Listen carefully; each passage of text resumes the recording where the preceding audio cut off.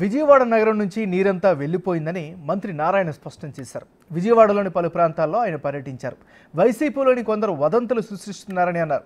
ఇలాంటి అసత్య ప్రచారాలను నమ్మొద్దని మంత్రి నారాయణ స్పష్టం చేశారు. ఫేక్ ప్రచారాలు చేసిన వారిపై ప్రభుత్వం చర్యలు తీసుకుంటుందని తెలిపారు. ఇక ఈ వదంతులపై మంత్రి నారాయణ ఏమన్నారు అనే పూర్తి వివరాలు మా ప్రతినిధి మల్లికార్జున అందిస్తారు.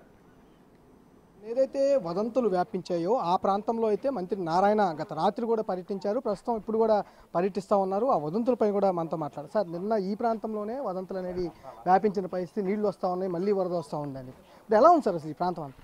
ఎక్కడ నీటి చుక్కలేదండి. ఏ ఇంట్లో కూడా నీటి చుక్కలేదు. మొత్తం నిన్న ఈవినింగ్ 7 o'clock క్లోజ్ చేసాం. అయితే ఇళ్లలో బుడద ఉండటం వల్ల దాన్ని క్లీన్ చేయడానికి వాళ్ళు వేసిన ఇళ్లలో వేస్ట్ బయట వేసిన ఏదైతే వేసారో దాన్ని చేయడం కోసంగా అధికారులు నిన్న రాత్రి అంతా కష్టపడ్డారు. మా కమిషనర్ కావచ్చు, వాళ్ళ కింద ఉన్న స్టాఫ్ కావచ్చు, ఈఎన్సీ కావచ్చు, ఈఈలు కావచ్చు, నైట్ అంతా కష్టపడి యాక్చువల్గా, ఎందుకంటే రాత్రి నేను 12 గంటలప్పుడు వచ్చాను, మళ్ళీ అంతా క్లియర్ చేశారు. అయితే వాళ్ళ బుడద ఉంది చాలా ఇళ్లలో, ఆ బుడద కూడా క్లీన్ చేసుకుంటున్నారు.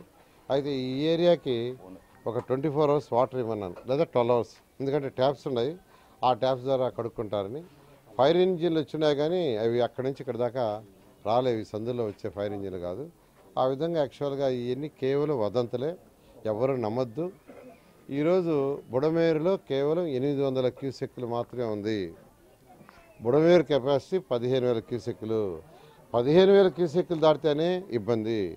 800 కూడా కాదు, 800 క్యూసెక్కులు బుడమేరులో ఉంటే ఇలా ప్రచారం చేయటం అనేది తప్పు.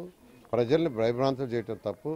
ఈ వైసీపీకి ఉన్న ఇదేంటంటే, గత ప్రభుత్వం వాళ్ళ ప్రభుత్వం ఉన్నప్పుడు కక్ష సాధింపులు చేశారు.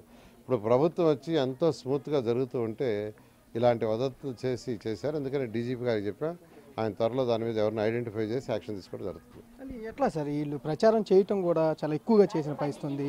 3-4 గంటల పాటు కూడా ఎక్కువగా భయాందోళనకు గురైపోయి కూడా ప్రజలందరూ బయటికి పరుగులు పెట్టాల్సిన పరిస్థితి ఏర్పడింది. అదేనండి, రాత్రి వాళ్ళు చేసిన ప్రచారానికి ఇక్కడ ఆమె చెప్తుంది, వణుకొచ్చేసి ఇంట్లో నుంచి పరిగెత్తేసారు సార్ అని.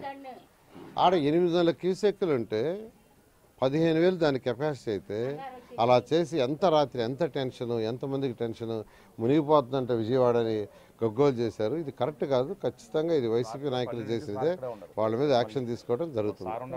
ప్రధానంగా ఏదైతే ఇప్పుడు ప్రాంతం ఉందో ఈ ప్రాంతంలోనే వదంతులు వ్యాపించడం జరిగింది. ఖచ్చితంగా ప్రతిపక్ష పార్టీలు సంబంధించి ఎవరైతే వాళ్ళు ఉన్నారో వాళ్ళు చేస్తున్న వదంతులు అంటూ కూడా చెప్తా ఉన్నారు. దీనిపై విచారణకైతే డీజీపీ ఆదేశించడం జరిగిందని కూడా చెప్తా ఉన్నారు.